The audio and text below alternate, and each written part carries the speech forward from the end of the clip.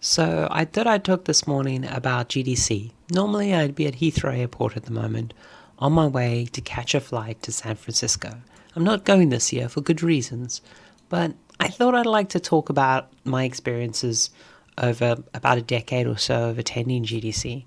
I started to get to attend GDC later in my career when I joined Sony because going to GDC is really expensive and most game developers don't get to do it, at least most developers outside of the United States.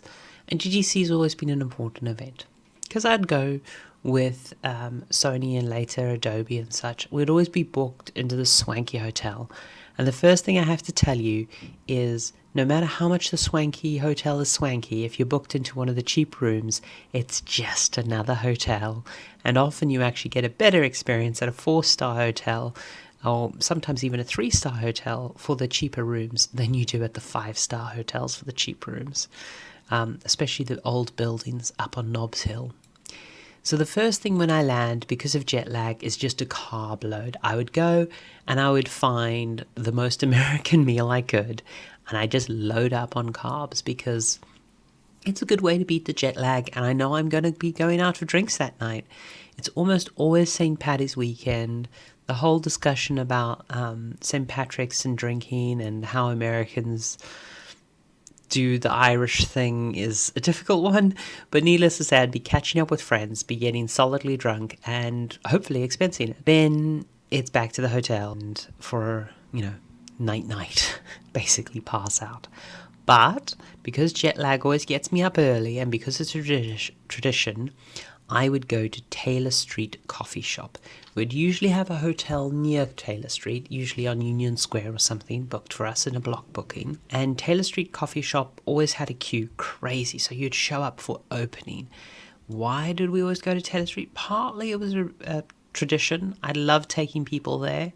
Whenever I took people there, they always enjoyed it. But really, the pancakes were just fantastic. It was famous for millionaire bacon. Horrible. You should never have it. It's so good though. Now, GDC proper didn't used to start till say for Sony, we always had this conference prior to GDC, and I can't show you any photos of that because it's all very secret. But it was lovely because it was behind closed doors. We all got together and we spoke very frankly. I'd love to talk about this another time. The point is, this was the most valuable part of the trip for me every year that I was part of Sony. Really, really great time. And it was always in a hotel and it was a lovely venue. I'm told now it's no longer happening at GDC times because a whole bunch of reasons. That was also my favorite part of the trip. During that period or just after it, we would go pick up our badges. GDC for quite some time now has been happening at the Moscone Centre. Mixed feelings about the Moscone Centre. I don't like it as a venue, but I have a lot of fond memories there. What's also quite common is Adobe and other companies will host sort of sponsored day events or workshop events like Substance Days on the Monday or Tuesday. This just became a habit because, as I say, GDC didn't used to happen on Monday, Tuesday, and so a lot of side events would crowd into the Monday, Tuesday. So yeah, lots of stuff happened there. Adobe Substance Day is really great. They have a strong following if you want to go as an artist for that one. Another thing that would happen is I would always go to Angelic Pretty. Now, this isn't my photo, this is someone else's, because I was always very secretive when I went, because I would always get something for my wife, because she's big into the fashion, and I didn't want to take photos and accidentally leak. And also, those kind of stores have a pretty strong anti-photo policy indoors, mostly because it's just a Japanese thing, I think. It's generally frowned upon. It's mostly for protection and like establishing a safe space. Other events like GDC, Day of the Devs and stuff have also happened. They've grown over the years. At this point, I think they were still, when this photo was taken, I think they were still just like an expo booth thing. And also there would be a lot of drinking with colleagues. The man there doing the champagne shoe was basically in charge of all of the Sony Internal Studios technical direction. He was like the tech director for the PlayStation group. Great guy. Doesn't work there anymore, but he worked there for like 30 years. Really, really solid guy.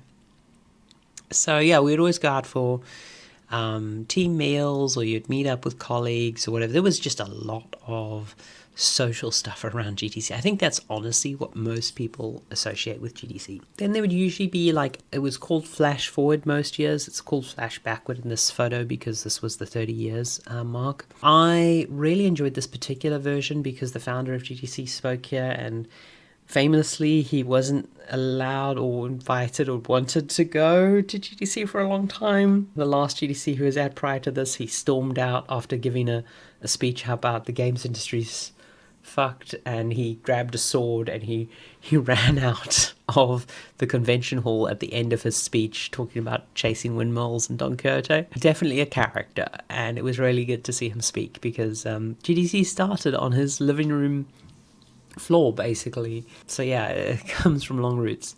The first proper day of GDC also when the expo hall opens. The expo hall is mostly just sponsored booths. I'm hearing this here, it's going to be pretty slim pickings. Just because of the state of GDC and a lot of developers not wanting to travel to America and a lot of people not wanting to spend the money. I have some great photos here of the first year we were showing off a lot of VR stuff before PlayStation VR 1 is out.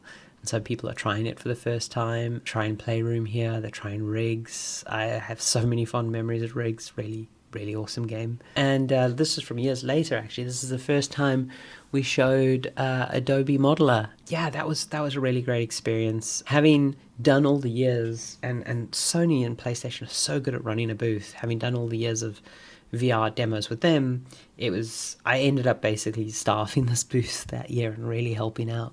Running a VR expo booth is a very different skill set. There's a lot of prep you need to do, and yeah, Adobe just wasn't really set up for it. My favorite part of the expo would always be the old control summit. So this is where you play video games with embroidery machines, you play video games with teletext, you play video games with tennis balls, all kinds of crazy bits and bobs. It really is one of my favorite parts of the GDC show floor. Then you'd go outside and you'd catch up. A lot of people who were local or semi-local to GDC but couldn't afford a ticket would basically lose a con GDC and be at events around GDC, and you'd meet them up outside and you'd catch up, and famously a lot of indie people were on the grass outside. As far as talks go, honestly, if you have access to the GDC Vault, the things I'd point you towards are the classic postmortems. The games are old enough and the people don't give enough fucks anymore to basically give you a proper rundown of what the game development was like, the actual mistakes they made and things like that. Overall, though, the talks can be a bit overwhelming and a bit time-consuming, really. I would say now, especially in the era of YouTube and the GDC Vault and things like that, conference talks have really lost a lot of their value, frankly. But I would also make a trip at some point to just get out into San Francisco and see some stuff. One of my favorite trips is always the old arcade museum by the pier. Strongly recommend it. It's a really good thing to see. But it was also just really good to sort of get away from the GDC bubble for a bit and remind yourself everything else existed, made you appreciate everything more. But honestly, we spent most of the time at GDC catching up with friends, colleagues, having meetings, usually over drinks or lunch or breakfast and dinner and all kinds of social things like that. At the end of GDC, or maybe somewhere through the middle of it, because it's a whole week-long event, I would find some time to go outside, just enjoy some nature. That event can really burn you out in a big way. And honestly, I'm happy I'm not going this year.